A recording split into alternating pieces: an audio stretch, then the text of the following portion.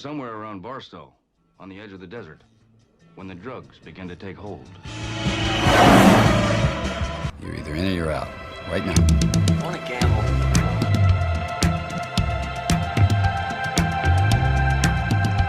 I never want to hear those words out of your mouth again. Gambling is not your problem. Has anybody ever told you before of your bad luck? Most gamblers, when they go to gamble, they go to win. Those were my mother's dying words. When we go to gamble, we go to lose. Show me the money.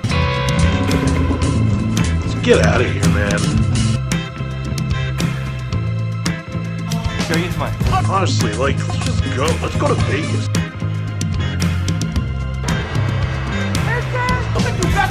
Jerry, I want you to say what you would mean it, brother. Show me the money! It's the Sports Memory Vegas pregame show. What is going on, boys? Super Wild Card Weekend, Day 2. Day 1 certainly did not disappoint, unless you're a Seattle Seahawks fan. But I think we got a great slate, a little bit tougher of a slate today, but a great slate nonetheless. We're going to do things just like we did yesterday and go in the order of the games. And we got Marcus with us today and JC as well. If anyone listened to JC and played Sims and Doyle, you probably had a great day yesterday. He really went out on a ledge with those two plays, and they paid off. So I know I can't wait to hear what JC has in store for us today. And again, Marcus is going to provide some nice winners today too. So let's kick off with Baltimore at Tennessee. Marcus, what are you liking in this game? Obviously, earlier this season, Titans pulled away in overtime in a good shootout, which covered late. Same exact over-under. But come playoff time last year, 28-12, Titans took it. I love the Titans plus the points. I am taking them in a 7-point teaser at 10.5. But I like the unders, guys. I do like the unders, but obviously it was 0-3 with the newer spreads. Fortunately, the only under I hit was when Buffalo was at under 53.5 yesterday. 3-0 against the spreads yesterday, but we're going to take the Ravens to start, and we'll go push that to 4-0 for the weekend. Ooh, I'm going to disagree there. I did not give an upset special. I almost talked myself into taking the Rams. Didn't. So that's why I am taking Tennessee today. Not the points. I'm taking straight Tennessee money line, but I am with you on the under. 54.5 is a lot, and I think that game's going to tighten up quite a bit, pun intended.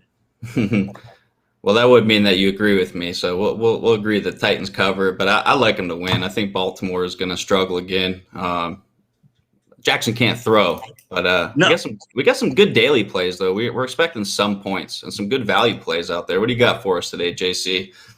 Yeah, I mean, similar to the Indy-Buffalo game yesterday, this should be the biggest points game of the day. The Tennessee defense is awful. I do like the Ravens today. They've been red hot. Lamar's doing it on the ground, just willing the team.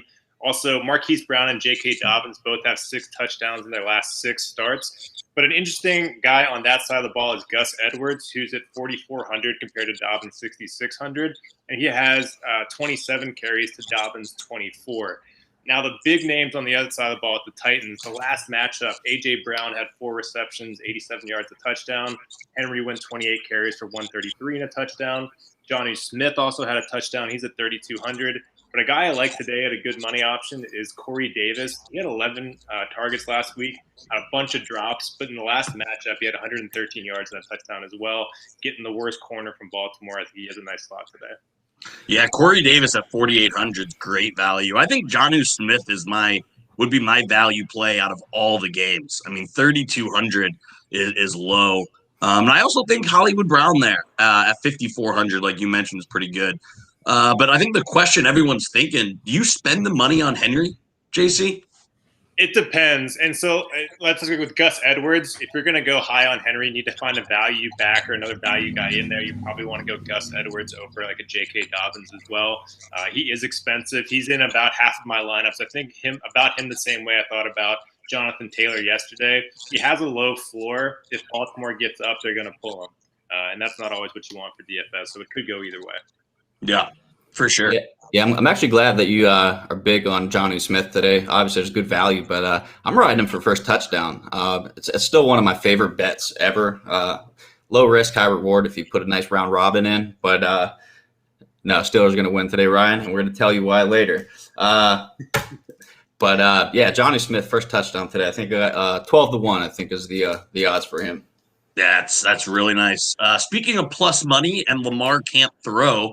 It wouldn't be a smash it episode if I weren't taking interception props. So I have Lamar at plus 118 to throw a pick today, because as Marcus said, the dude can't throw the ball.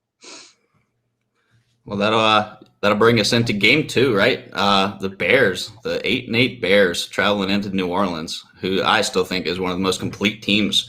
Some dome action. This is my lock of the day. But Brandon, I want to hear what you have to say first. Yeah, the line is creeping up, so I'm actually going to stay away from the line. I mean, it's 10.5, so it's tempting to take Chicago, but I'm with you. I mean, the Saints are my pick to come out of the NFC. I like what they're doing on both sides of the ball.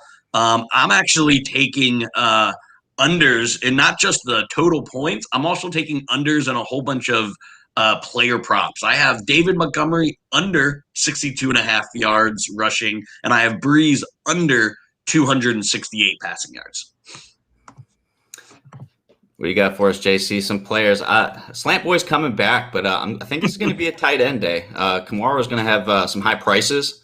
I'm big on Jared Cook. I know you guys aren't as much. Is Thomas going to be more of a decoy today, or do you think the rest from the IR helped? I think the rest from the IR is going to help. A lot of people do like Jared Cook in DFS today. I'm not one of them, but you have a lot of other co-signers out there. Michael Thomas has 8 receptions in his last 4 starts, 8+ receptions, and he's only at 6,300, so he's pretty cheap. I think Kamara is a pretty good option. I weirdly like this game today. David Montgomery's had 7 touchdowns since week 13 and 9 receptions last week when Trubisky struggled against Green Bay. Anthony Miller is at 3,300 with Darnell Mooney out. And also, Allen Robinson's pretty cheap at 6,500, and I think another good cheap tight end option is Cole Kmet. See, one of my fun props for today, and this one would pay you at 40-1. I'm big on Jared Cook, so Jared Cook and Allen Robinson both with 100+ yards receiving is my fun prop for this game. But my absolute lock, is going to be the under. It's been unsuccessful thus far. 48.5. Chicago does play good defense, and obviously the Saints do too.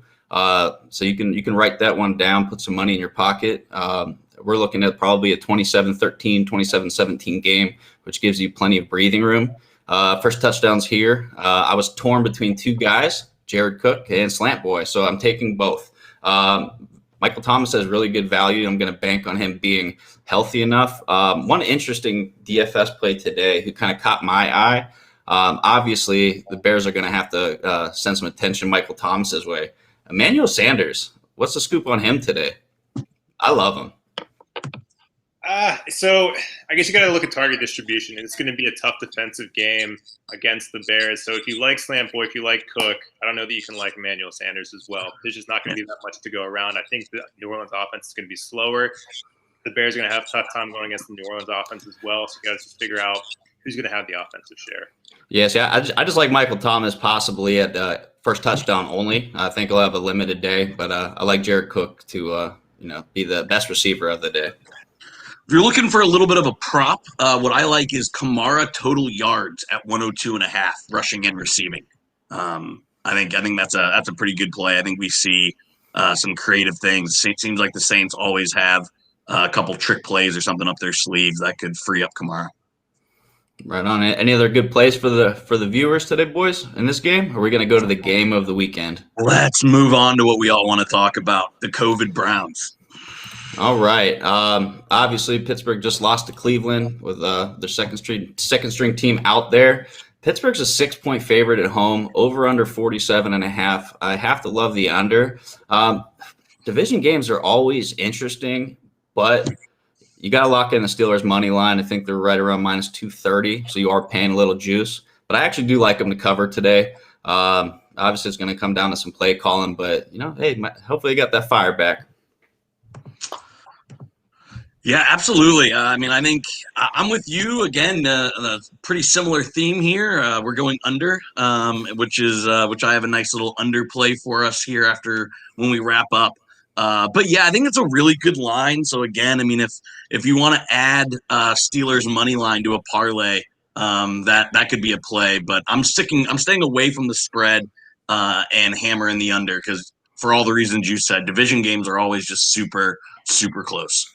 Yeah, now obviously normally I don't like betting my team, but it's playoffs, man. We only got so much to bet on, so we're gonna hammer away. As for players today, Ebron's coming back. One thing I did like last week, a lot of the receivers, specifically Deontay Johnson and Chase Claypool, were making some catches, making some plays, some clutch plays. Who's going to outperform today? Is it going to be Deontay? I personally think Chase Claypool is going to have a monster day. Yeah, I mentioned in our prep, I think next week against the Bills is going to be Claypool week. It's always kind of tough with the Steelers' options. I had Deontay going a lot today. In 5 of his last 6 starts, he has 8+ receptions. I think he's the best option. I think he's going to eat again today. I think Landry's a pretty good guy on the other side of the ball. At 5 receptions, 52 yards against his last week. I think it's a little bit more higher scoring this week. And even Austin Hooper, last 3 weeks has 2 touchdowns over the last 3, a minimum of 4 receptions. Not a bad tight end option.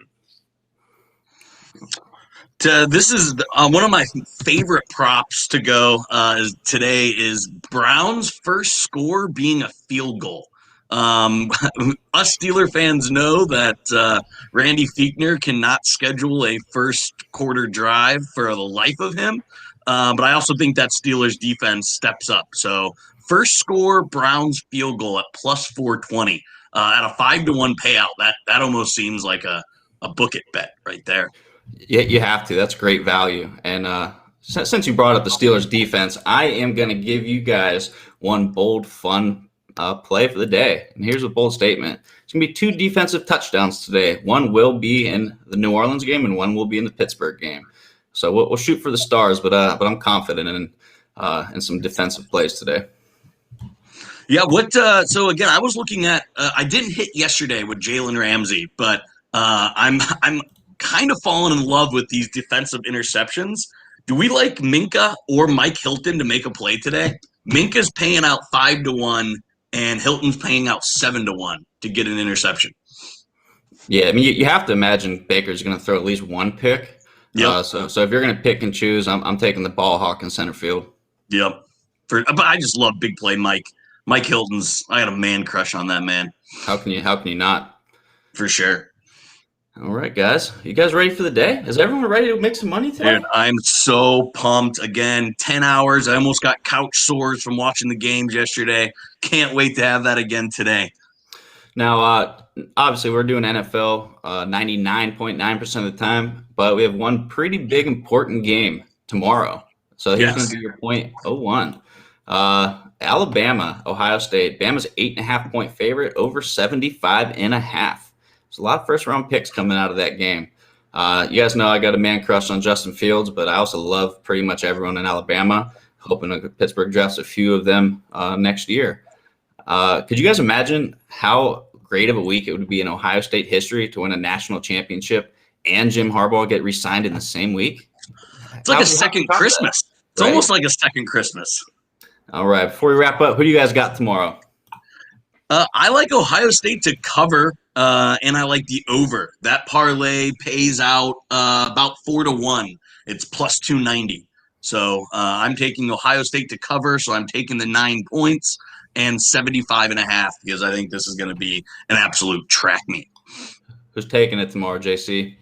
Something I've gone by since probably when we were in college, Marcus. Never bet against Bama. Roll Tide. There we go. There we go. Fun one.